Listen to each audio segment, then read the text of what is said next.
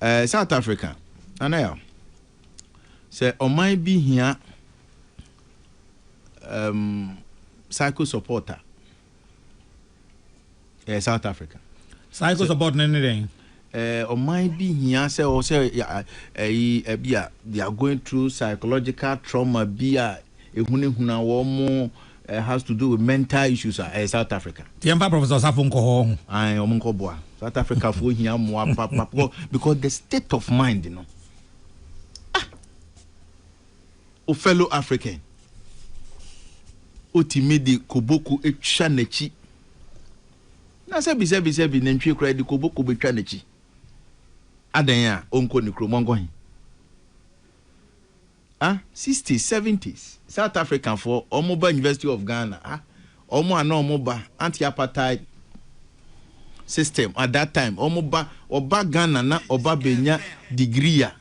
Osi wiase nyina Antonio Monfre no. Ene mo si etu ama mo jire. Na se ni enim se South Africa for be de wo mo ho. Mandela beba 1994 ama South Africa for ababe ye yense ya. Enke jama brofo no tie omo so kra. I'm telling you. Ese krama enim se ne baby wu ase kwa. I'm telling you. Ko toji dumbe. Omo tiri mo dian kasa Africa. Aden.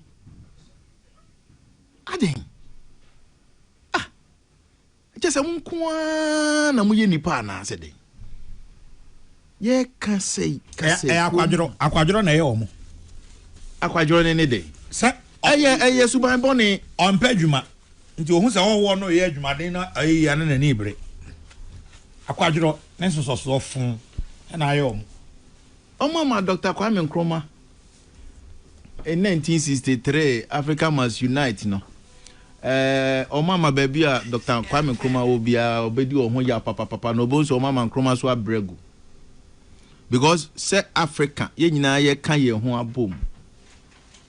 To extend that there was a proposal across say Africa as continent, you know, we must have a unified political force. Beyond that, no military defense system. I will say yenya one unified force. Chese ye nyina ye gitu mu se o we a boundary ni nyina artificial. Imperialist for ye kroya na bechiche ye kro yi mu a.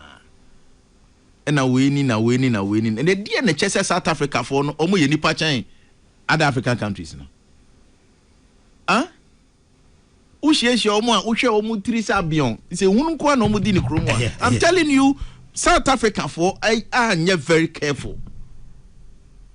Other African countries will isolate them.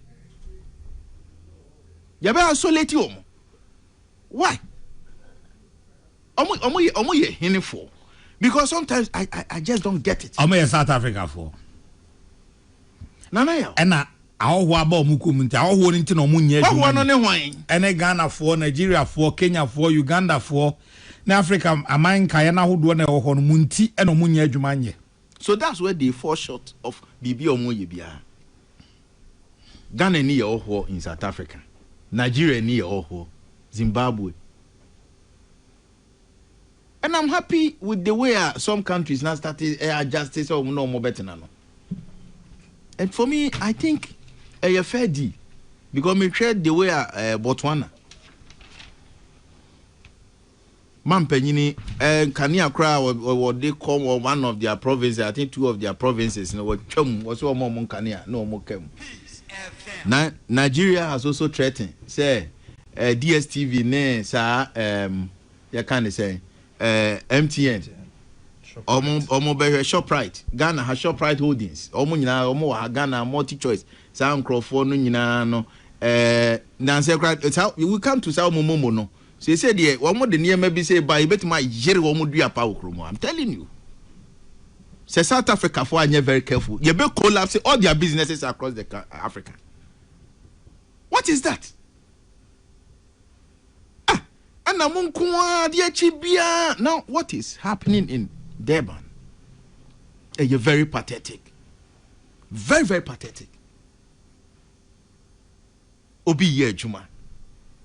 Many jobs are Ghana for in other African countries. Yen hoi. Mo amonye. omo ya so na se bi omo nya kakra eko ano no omo ball live so na esa ham na mo sorry ya mutime call mining site mo kwa companies or foreign companies mo akotie tia omo wia omo te hwa na ekomode omo na omo bawra big shop. Sir, xenophobic attacks we must stop now.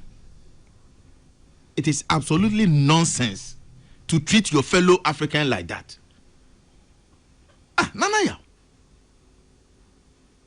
Me person me tin ye me biase the South Africa for no year. Ati wo yo catch man na wa we namben. On say the ekoso nyina so abrofo no nka ho. Abrofo no mo protest say na nka ye nyina meboa me yenyi wo mo fro. Abrofo no nka ye South Africans na Zulufo ya na omo ye omo treaty omo fellow Africans in this manner. It's so pathetic. Meet here some of the retainees. I nearly cried because share omo narrative on story. A juma omo ye nkrofo timi ba say usika we ye ji usika ni aka wasi abontene. Na Ramaphosa what ho as president, the most useless government in Africa is South Africa government, because the government doesn't even have control over the citizens. Eti omo ye di omo pe. Omo ye di omo pe aban, and I'm happy. Say Ghana is here to petition AU on that. And they are long overdue. If care is not taken, Africans will gang up against South Africans, which is not right. It defeats purpose of a African Union. Now why wouldn't bibini so or yeah Juma office on TV na and no one say co chrome. Now they also the abako ekobono. Near air cost was South African airtime. A condemnable actor. It was said ye nyina yes chiri anona ye kan. Missy me tie mame bako.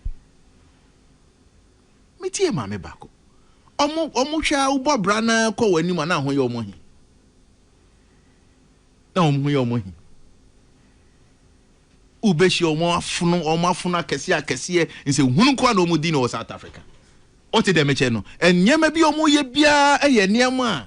Sebi. Omo dehumanize other Africans. What is that? Say Nigeria for na kodi omo nsamone a. After the more extending to Ghana for omo ne mo eti ho peacefully. Ghana for omo sebi womo tu bata ye nim say they all want a chichi kro wo ye na dwuma kakra wakoto ahye ne so. And you're starting here complaining, I must say, we are overreacting. I say, hunu be no. I say, hunu be no. Omo for petition enko AU. Na yen hwe how Africa Union be treat this petition. We live to see. South Africa, yen yama South Africa. Mo companies here patronizing nyina no. At the end of the day, no process no. Ekomu chrome. We are not complaining. MTN buya fasua over the years. We are not complaining. Look at Nigerian market. Look at the numbers. Shesika kwa South Africa. Yen ya building mo economy e mamo. Enti mu hunu support ayeso ya de mamo ana. Na mu jeni passé. Mo amunua be before. Mo amunua be before. Mu ye say. Aden. Omo ma bobre nyina say na mama omo sebi. Omo boss say. Omo enna omo returning ye. Number 300. And I'm told say omo ma register so person ye evacuate they are more than 1,000. Say they will come in batches. First batch buy 300. How to reintegrate them into our community, Krano? It's also another issue. e wo say ye hwe kwan be fa so say nkrofo mo ye omo adwuma bi makoye adwuma well established Ghanaians wo mo de kakra ba fie no mo afo mo adwuma nyina say wo mo ba fie o mo so o mo ni hwe abusuafo no sebi abusua bi wo ho a wo hu ne sa na nipa na gumu kapre nim san nkrofo we nyina aba e kwan ba na ye do mo be fa so say yan nye careful na yan hwe kwan a sebi ye be ma wo mo support the needed support na omo so abrabo omo bo no omo behunu se enidaso aba ma wo mo a some of them unim de omo betimi asa aba be ye wo man we mu adan ya watu bata eko South Africa enzi ni yenti waba ozen na ankowie ni yenti waba odi ejane unim se enra bi mu eroro mu ho ana nkrofo no echese omo de koboko no atwitwa wo mu so onim koboko twitwa wo mu chi say sa before say omo de aban kwakofa ebi aba ne kra na chese omo in prison bi mu ekwan be na mode mo amunuanom fa so mo ye henefo South Africa for mo ye henefo mo pese mo ma Africa no other African feel that mo ye superior mo South Africa mo Collins na minti ofa ya nso why nana ya asem we nya ho abotre kra wan hwe ya beke kansem kra wan hwe ya beke kansem kra titi omo nya se hunu no nse mfuno mu di no edi no Africa ha no ofa ya nana eto den yedi kama minchi etefu nyina na minchi a minua Collins a otiminching sankomo emetia na ayrohosem kese ezane se yebisa ye hu se bibiman okwan ayen nenanom osaje Kwame Nkrumah Modibo Keita Sekou Toure Jomo Kenyatta Patrice Lumumba Julius Nyerere Oliver Tambo yang nena no mu nyina de won yere toys yempa mobroni nonko Dr. Kwame Nkrumah ebibiman nyina yentimi nka ye hummu mesanse ye nyina ye baako odwene ho ana obisase ni aye nyina no ni ade nga bewie ni ana esanse ne so bibini hu ni nua obibini na otwene so sekan na kire se dembi edi wo yentim a eni ntinka wonu akra de uhuna anke se wo de odo ene akoma page no ene uhunu no mum se o yotamfo ntia ya reho sempa na ene nkomo aye de enye ne nko na ehase xenophobic attacks ewuma na sorry ene yere ka South Africa de na ayese ye South Africa nko na xenophobia wo hwe yen abakosemu a asi wonkrowa huru bebre so enchepie yenuanom bi kokemu wa Gambia and Abuzia 1971 yenya aliens compliance order yesi na alatafo no won eka honko ewuma yeso Niger fo no won ewo wonko wonkrom won fi Ghana ewum ube say yesi na alatafo adoso wo circle nti wonko wonkrom xenophobia ni si at different degrees body a chance no ye economic frustration of young nuanoma anka nisu ade hu a ye pese ye je ye hu afi obroni nsem we de nanka bebia ye de enti beto ni aye bedi ye masuku sem ye ntare shem anka beko ye amayen so obroni abewia ye mfi bebre no kwa nanka aka ye nkwan ase ye be hyehye ye nemaye inti ewom South Africa de na aba ejan nimponponso but there's a deeper conversation about xenophobia impempi no the nation states no feel say young enemy is the other neighbor or yenchen senior chief kan 1844 the Berlin Conference. Obroni Tama Bibi Mangma Poto Pepaso, no draw, higher Ghana, a higher Togo, a higher Media, and a then pipe by him. Ne Sebe, Ogbeni or Ghana, Graham who knew Ogbeni or Togo say, Esono, Nesono, and Anzibeni or what Côte d'Ivoire, who knew or Ghana say, Esono, and Nesono. Inti, the bigger question, Sierra xenophobia Sema. Now is about the Pan-African project. Any baby at the younger baby. Because esi wa kwanhuru bebre so. Now the bigger problem was South Africa no. Senya yenim apartheid system 1560s abrofo be due wu kronim. Wo hu se ho ye de. Egude wo ho. Pia bebe fokose to krubim. Di won so hye mra pete a wo yo bibini a Runi because we are second class citizen. No. Eddie them ama na ye kase. The unemployment rate in South Africa is about 33%.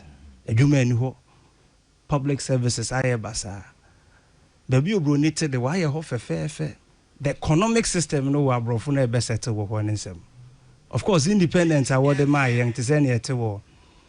E bibi manga kru nyina mu no na what kind of flag independence. Wo parliament. Our president. Now, so the economic independence in Winnie. South Africa from Kwana Brofudi also. Well, predominantly Southern Africa, the apartheid system, no, a peculiar characteristic. Young Humbebre or other parts. For example, Ocean West Africa here. Nya settler colonialism. So Burundi betina ha no ye na adwene se ha ye ni kru ye nya bi. Mpempi no grofo gas ye mfa se da man tontom ezanze tontom we won ma etiri dinti won antimi antena ha. That's on the lighter note. But settler colonialism a peculiar. But what we experience from West Africa, you crowd there and yet your crew move. That's South Africa crowd they are no move into South Africa to live with them.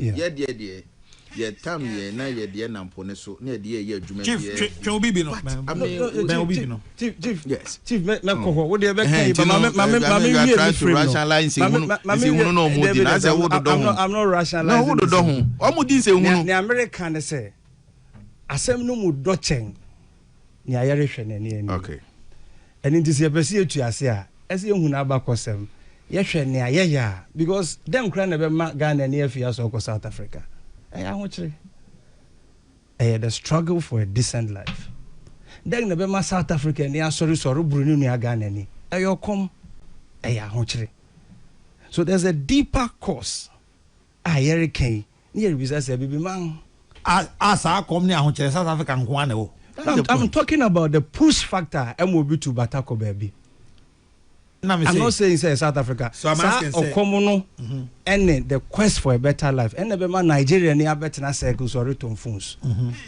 And no Nigeria. No be no ko be chroma for economic consideration. I agree.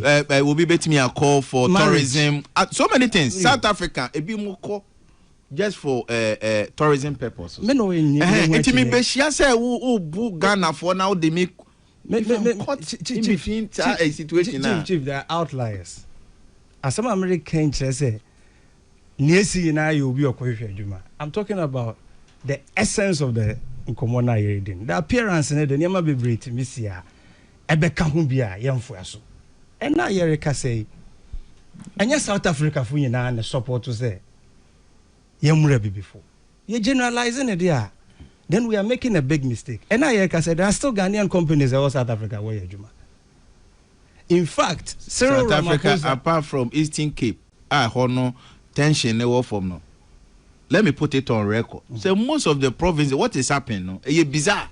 And Crawford, the moment even PA. Chief, I said, and the government, South African government, Chief, let him make his point. When we knew changes every South Africa, the American say. Nya canon South Africa for no dia ground ade be ye wo mo Africa enye ye be treat wo mo te say yi pa enye track China ni ya be chin so e galamsi enti say yere kan ho asema me de ma futu ne say enti of I appear to be you yenya den one medical abo Omanpeying Mahama Baso and the Minister of Foreign Affairs Okujeto. Say Ghana for to baha na atoye nchem se to won no. Yetimi ahye hye ase a yadu wo nyina rebefie. Em say your man asede se ne manfo ho kagwe mu a obetwitwa age ho. Ti ne di kan me de abaso bode kese be mo Omanpeying Mahama se ne nipa aduasa yetimi de won afisa ho yi mabedua. Menim se hye nsu gu akwan mu a won aka nyina wo beba bedu asumdwe mu.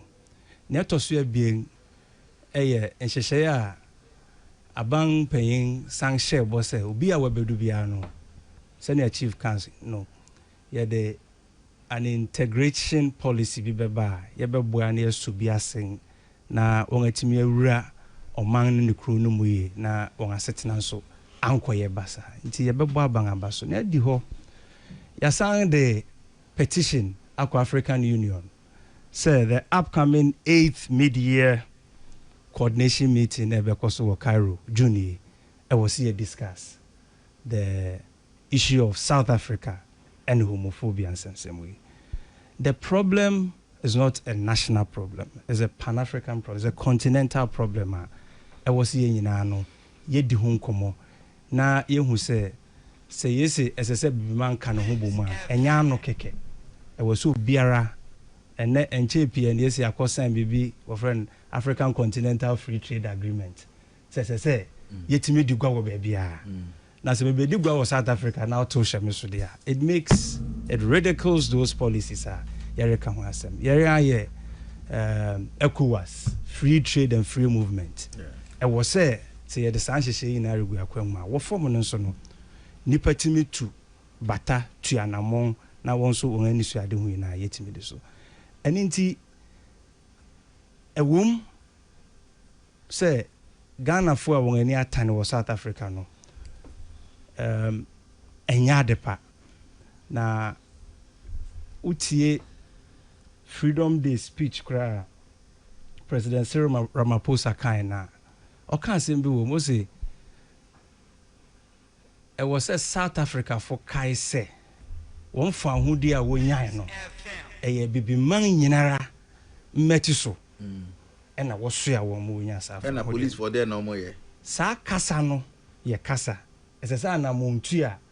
Actually say the system, the state is bringing to book. Nipa already decided to trust them. And only if you see behu because enya kasa nko keke. The collaboration no so na sa sotwe ba nipa already sa enyamra asem we no so no yetwe won aso won ne kwan so. Aninti nana Sasem we made it near mechanism until say a baby man yinara ye be hu ye ho se nipa baako yen obroni beka say destiny ye baako yen abakosem ye baako na ninti na de yen abedu ba bia yen adu no se yen anka yen ho amom se nipa baako na ya nwene yen ho anhyehye yen nema and take control not just politically of our resources but economically, socially and all the other dimensions of the society. Yebeka se wo fa hodi nso broni betina ne krum no wa hyehye mrama yen ne yen adi so se sebe nipa bi a yennim ne a yehwehwe a bigger problem of sovereignty of the African people. Na no necessarily nyina no sankita hodi no yadwene ho ye kwachiri yehwe companies here decide their future and then an chief reckon MTN for what is saying kwong payment companies multi choice now open way yen in fasunsu awo yen nyina no or repatriate into their to their shareholders and then account eba ne den na yen Ghana Telecom egu ne obi company ena enfasu ayere ye na ekoba bi sanka ye wo yen company wa ha ena erefa Ghana fu nyuma ena ho mfaso erekoma Ghana mu a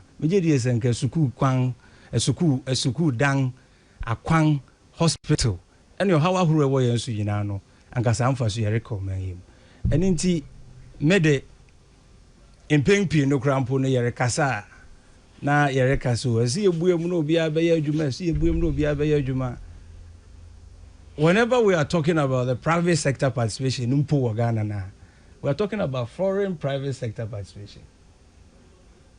In the services sectors, most of it, over 60% foreign dominated. Look at almost all the economic sectors of our economy.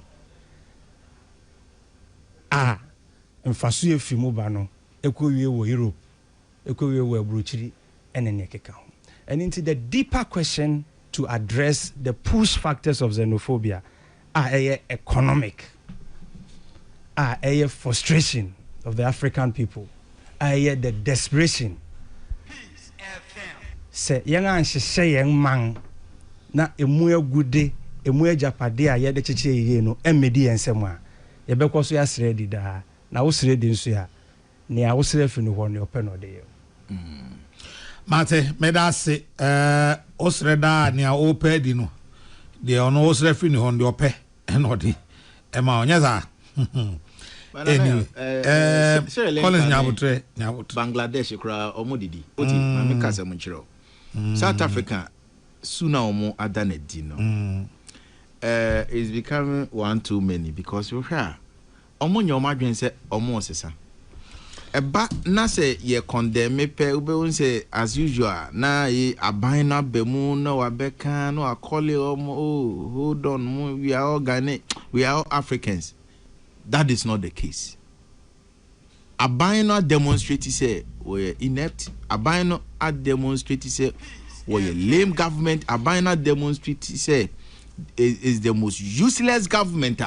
Ultimate control in crowd for wabra. Almost perpetuating violence on fellow Africans.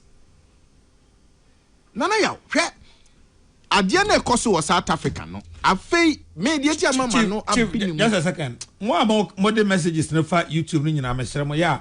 Onfa modino enka ho se na be ya ne kan na enye den emayen. Say we ni yetimi eka modini free mu email na mo de send einum. Timbamcho mo am send YouTube ni na mo mfa modino nka ho na e ba so sisi an ma be kinkan bi amamo. Chief. Sort of the card na. Yamfa no Sahelian region Hakra, what is happening there? Now, what they share their economic life as we speak. What you mean say as a result of conflicts, any war near the Adeno, almost the whole country no looks vulnerable. Now, almost po say obia to coin every Ghana Hanwa Kotina South Sudan. Almost go kan chere na say economy na say ya nti yenya aduane ni nti too free baby a wotina na say wadwuma na wo ye ya baba beji. So South Africa for no ade na omo eye no cannot be justified. South Africa for no bi. South Africa for no bi. South Africa for ni wo ma ban no. Omo ni omo aban no omo panyini no aban no asem na meka. What did they mention? Omoma yenti ase sebi enye omo nkwa na komode wo mo. Everyone is struggling. We live in world of survivor. Ye nyina ye gitum say ye tu batai de all one echichi kro. Ghana for ye adwuma pa peja South Africa economy. Nigeria for more no nya sebi nya Nigeria ni bia na odi nsemone wo ho. They are Nigerians are omo decent. Omo ye wo modwuma in a very decent manner. But the buy no mo dia fra wo mo nyina.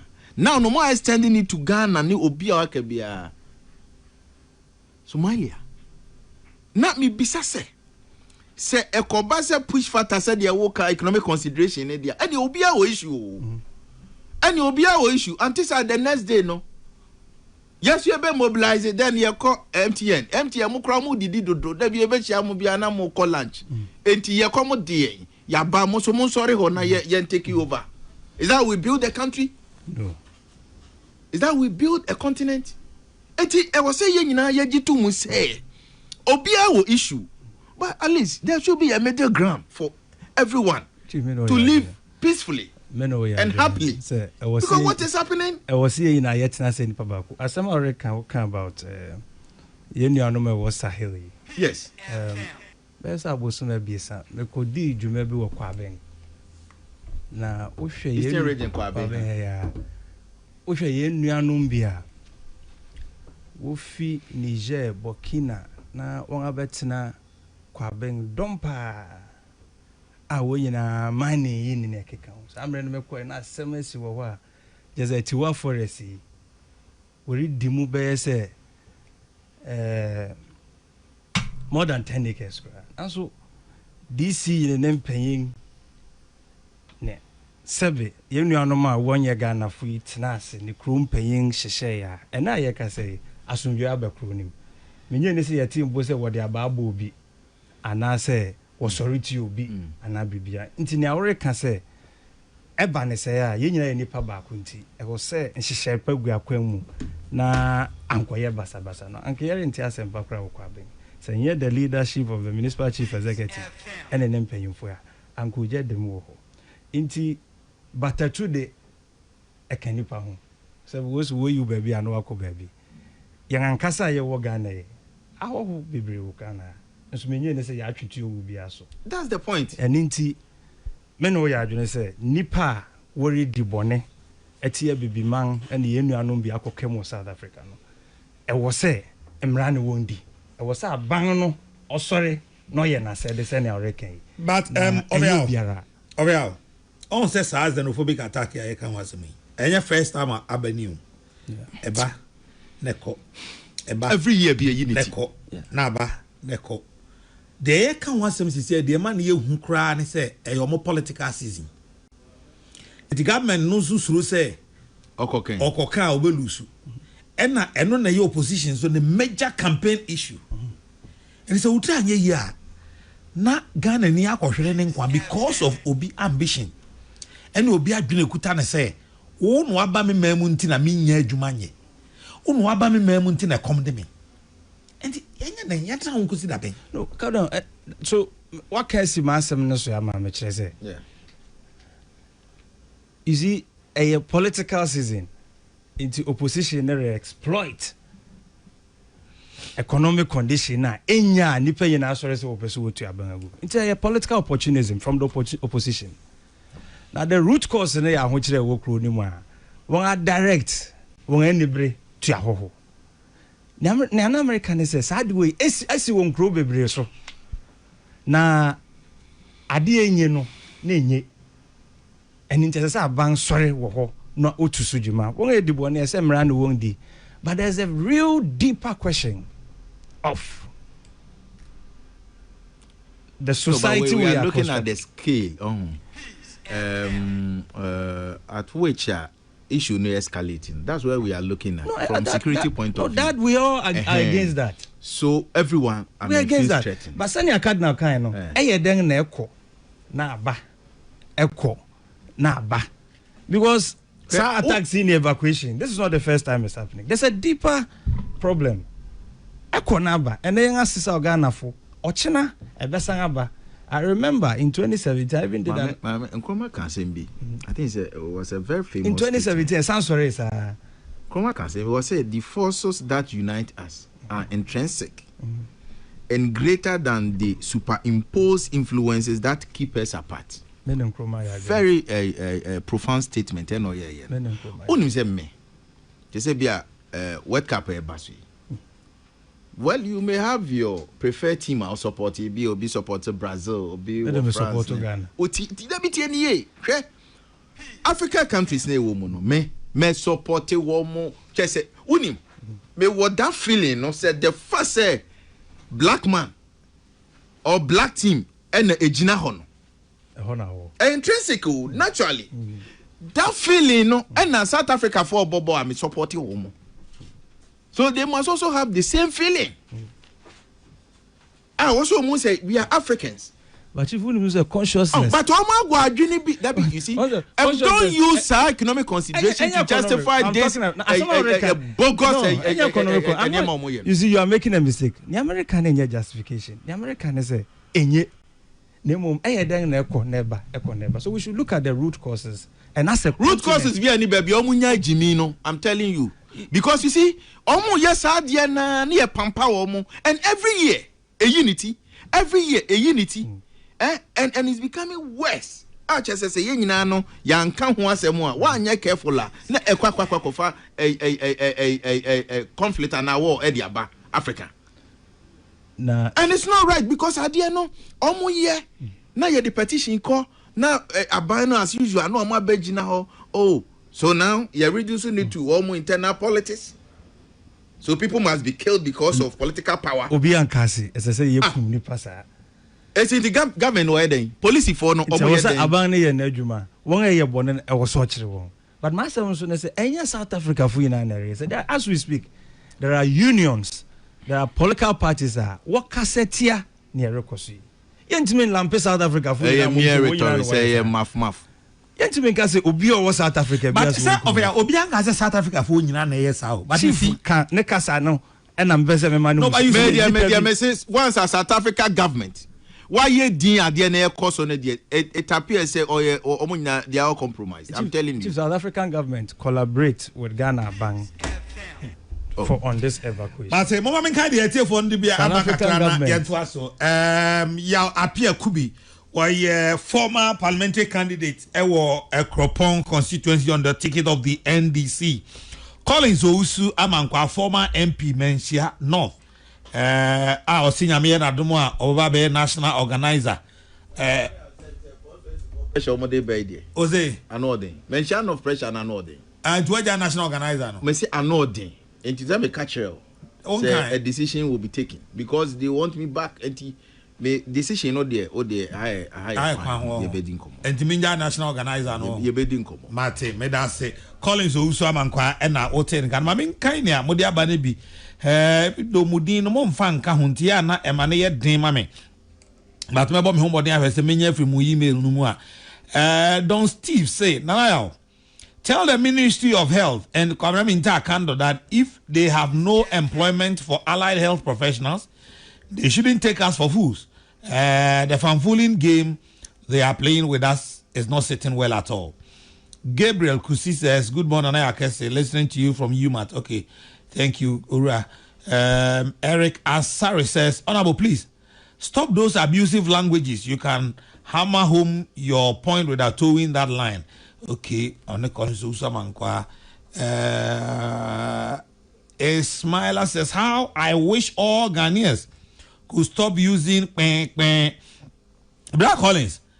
Where is okay, all right. The tantrums you are displaying does not cross any border. Ghana is the opposite of a liberalized nation with no immigration laws. In my year of stay in Bots, I had to carry my resident permit everywhere I go. Ghana is indeed free. Charles says Ghana government should close down South African embassy. Period. It's as simple as that. Felix Chireme says that time I travel to Francistown or Gaborone how many foreign nationals carry resident permit with them? Lawless Ghana. Hey, message this so sabe bi wona. Minim same na man tias you says me na bi am bro for more from kakra there. Now, how did they attack the white people in South Africa? I don't know. Richard Mills and what do we say Eba? Fusua Martin says about 60% educators in Northwest Province are foreign nationals. Without foreign nationals, their education system cannot be sustained. Yeboah Moses says, for all things, look to yourself first. Chili Boy says, closing South African embassy will surely bring their government on board. Good morning, Anaya Kese, listening to you live from Koforidua in Krakai. Thank you. Charles Cheneboa says, what is this honorable talking about? Honorable appear could be pa Jaisa. Now says, Anaya Kese, we must condemn the actions of the South Africans irrespective of the historical context. Okay. My company had to evacuate me and my team from Johannesburg only 3 days ago into our workshop. It was meant to be a 2-week workshop, but the situation is not conducive for work. Joshua Entry says, Nana Alkesi, watching you live from UK. Nanaya, please, what is Koboku? Unum Koboku. Sa nentwe ayi no. Aha. Nentwe bia na ya dry amana wona. Aha, emu dudu na ere bonko fon. Emu durof. Na bako bo out to say yes. Bibi abo pa ama all who say yes bibi account. Kingsley Ajay says watching you live from London. Okay, talking about integration. What has happened to returnees in the past? We have some from Libya. What happened to them? After they land in Ghana, they are forgotten. Okay. Felix Chreme says, okay, Felix, unrelated. Nana, I guess I agree with your take this morning. Aluta continua. Ghana has sold its birthright. MTN and others. Arise Ghana. Thompson Sechi in Zurich. Kofi in Amsterdam says the problem of South Africa will be worse after the deportation because Ghana is like Israel. I am from Kwabing, and it's very sad to see what is going on at Kwabing. Nana Agase, good afternoon. I am watching you live from Hamburg. It's me, your friend. Nana, God bless. Nana, God bless. Now where there? Uno ojane jakotoko so akakota Hamburg awere. Brefi na mwe kotoko ni na kotoko no den sam keka moguno. I am in UK and from Kwabing. What is happening? What is happening at Kwabing? My name is Kwame and Cancer near J. Maybe I will ask Apia Kubi, maybe he knows something about Kwabing. What is happening there? Nimara there. Julius Malema is big hero. He does not support what his compatriots are doing in South Africa. Xenophobic attacks are perpetrated by dead cowards. The African countries should stop doing businesses with South African companies, and that will affect their economy, so they will learn sense out of that. Hey,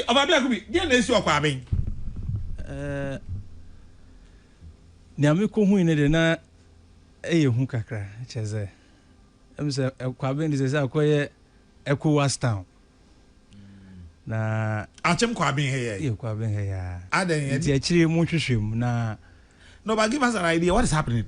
Hinsamana. Hinsam foreign nationals are one mine as at the time I yakwe na man foreign nationals na galamse or Kwabing. Well, minim say gal, but of course at some point now we're mine Etiwa forest na pa. Is galamse no more here? Oh, really? Yeah, and they say minim say DC ne nem paying for authority apa. One DC or Kwabing? Amu. Honorable Amu. Nti muntu so sa. But obi onim the number bi amfa the number and test me why. One bo ho modern pa ma. They say asundwe forest ne de obi antimi nkom. Nti mona ne nkomo na mejedi say emu nsem. Bajo pen number mama why? You remember. I pen number mama na me no won komo bo. On say na ya te say Kwabing issue ya. Other foreign nationals see or more invade or more ye galamse yi. On say Ghana for okay ho kwan say yetimi ko ne come antam mo nyina. What you say dem ran share say yeah South Africa for say no say ke koye wo mo. Ka ye tisi mu wo ha. What you say e no say ye mantam wo mo. Edu omo gugu ayi tracks ne edu omo akọ. But emra wo man bia mu. Etimra na wo ho no now no if it's becoming national security issues there were appropriate agencies to deal with this matter. Quickly, they must intervene. Yeah, they all want to issue crew, all what the SB Ometo Abontin Punum. Enunti and all over the world. Ubia to quite call baby a comporte. Oh, yeah, Juma na wo koye no nya Juma koye de say o mine no. What you say? Me problem na me wo with China for your money kitty. E na nya bibia o. E ya na e ye boni e wo bitiri mu a. O shepa kwan ya wo fa so a. Ono preserve ne vegetation back home. Collins, na no untimi blame China ni kire say. No me I'm coming. Me ba. The entire untimi blame China ni say. Ono ne mpanifo na hwese omo mra no ye bedi so. Systems. Won so mpanifo e wa ha. Omo ankasa na akofa China fo ya ba se ye me mine ma wo mo. E ho na me be arrive at no. Sir. I want to maybe Arabia. China ni baby a China ni baby a good Ghana. China ni onim Numri forest. Onim ho. China ni onim Azumura forest. Onim Tiwa forest. Ote Guangzhou ha na Shenzhen ho unim etu Tiwa forest. Eye Ghana ni Ghana manyoni e na akwa galamse e koso e intimate. Chief Mameka no Mameka no kwenta mu na motie. Galamse e koso Ghana e intimate. As NDC na MPP asem. It is only change of government. It's a narrow discussion need to MPP NDC. Now are problematic. We need to reorient people of this country. Look, I'm telling you, you hear orientation. You hear orientation. What did they mention? Landlords, landlady for work room ha. Omutmishe nyamye anymore na wapeja ne dan boom kakraka go ni say foreigner no ba no disikaba obetimetua Accra Hayeti Ghana for typical Ghana for no amasama e chiro no go and na city center no shops I want to take you over what is the meche ni nyina eyeye su ne ye ban bia meba da bi oye MPP NDC no e makwan ma obia so timi din semone ne bi what I'm saying is say a law and order. There were certain institutions they've been mandated to play specific role, like NCC. Civic responsibility, civic education, and church and the concern. Nana o platform use. One of the last time NCC ni be better na. And say wo church and say Ghana for adie way enye. Ya koto abakra na.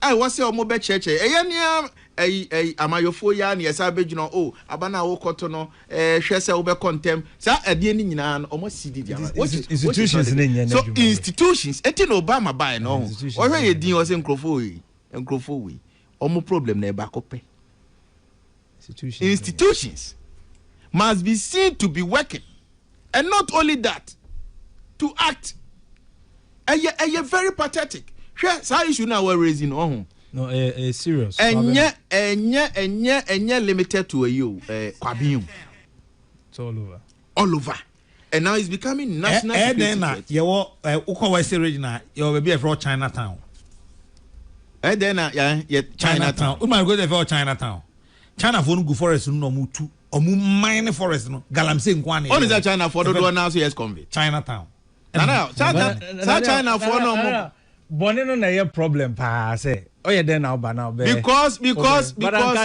Chinatown cry I mean you were different towns e won kro ahoro so it anka nya bonne sa but say wa ba na obedi bonne de and I say yen penifo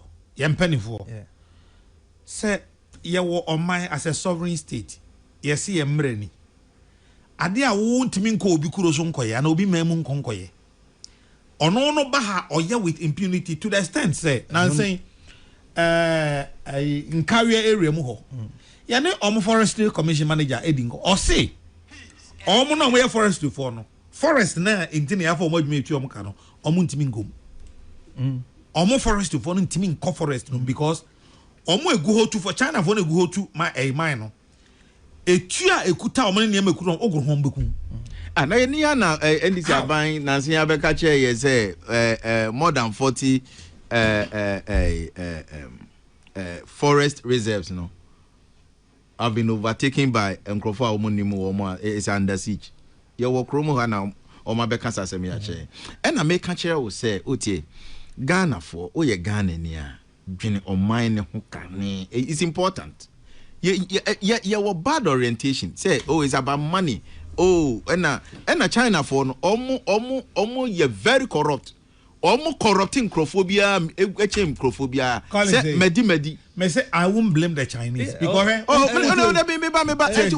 me say nana uti interest woka mention of assemblies here yes nana yan fa ne say o party abie eya to say konekofa form e wo mention north no akwakofa kope okope MPD yes o wetu yan share delegates wa bra wuntua nana ya meba twen ubeti yan share delegates wa bra wuntua so imagine say party aye imano question na maybe say is it lawful it is not about it being lawful no me can be see asam so imano say so when bad orientation American say untimi wuti hay unim say untimi nsore nkomanhia no say okopa kunwa wa bra unkuteska because the delegates na wo share omo no Oko ba ku mienu na so mo ka say chief de ye kwa hwe ma wan ka sakwa unko bi go from a o mo ma ye wo Ghana ha e na mo am flag bearership contest wa na say the sabe na Joseph Kofi Adate ase o ye campaign na SO Alan e de plane akwa gosi o mo good campaign as nyina so re ko ho enye sketra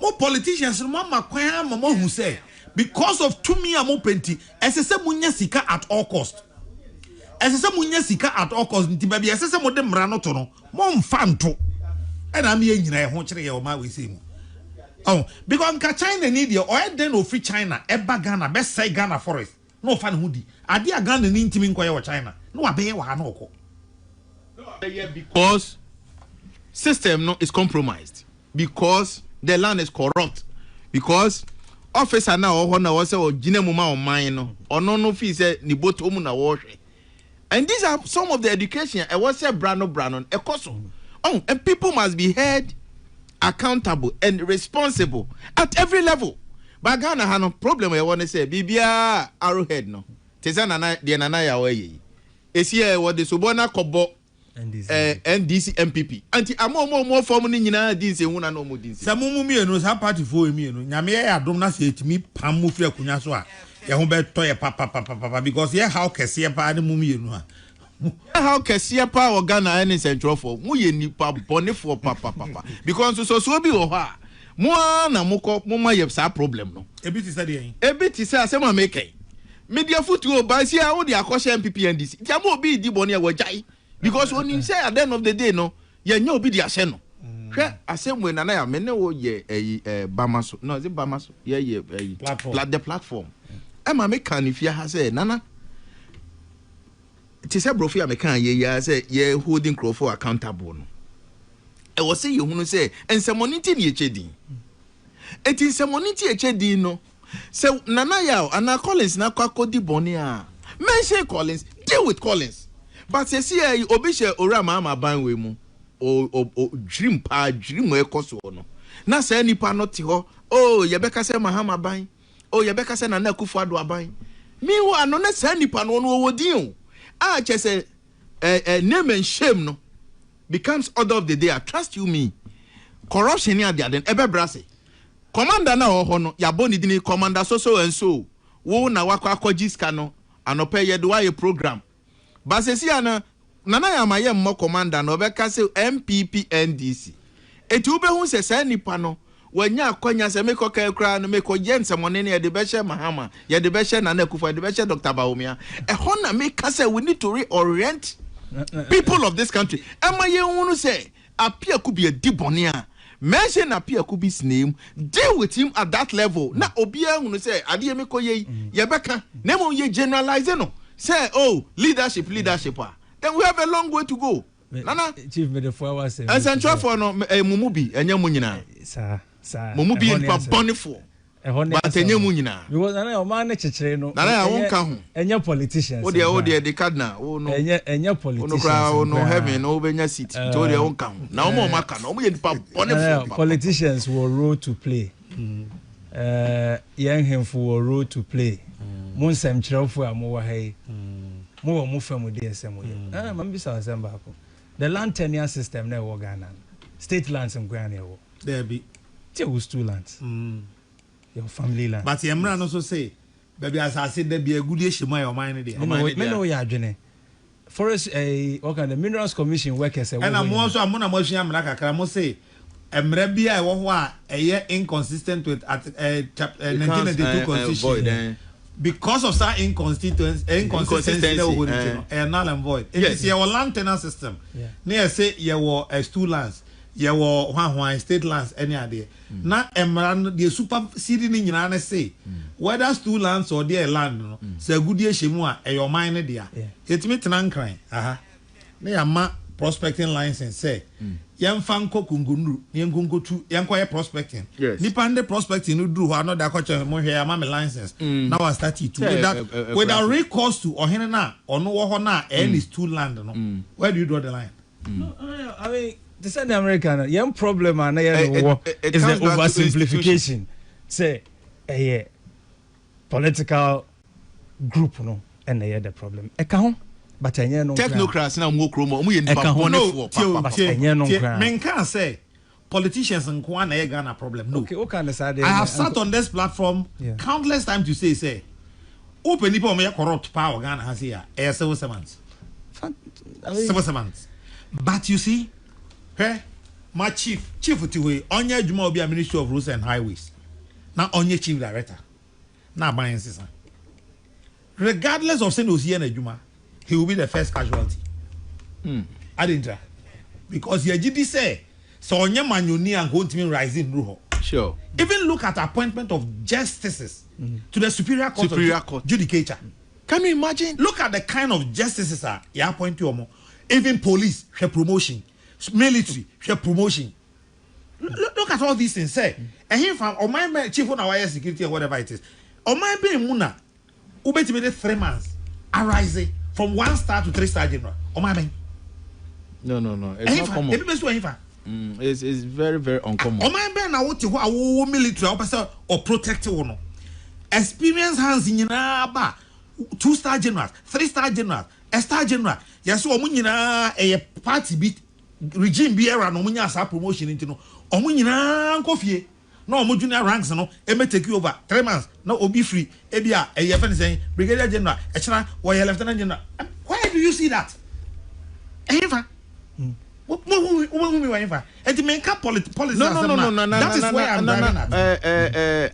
I agree with what you are saying but nana me asem we me so man tia se da because o man panyin Kufuor Abreso na or the Ministry of National Orientation by very beautiful ministry. Okay, even starting free public sector reform under first Papa Kufuor public sector reform. What was it supposed to be? First near be I say citizenship. Yes. What happened to it? Patriotism. What happened to it? Patriotism. Nationalism.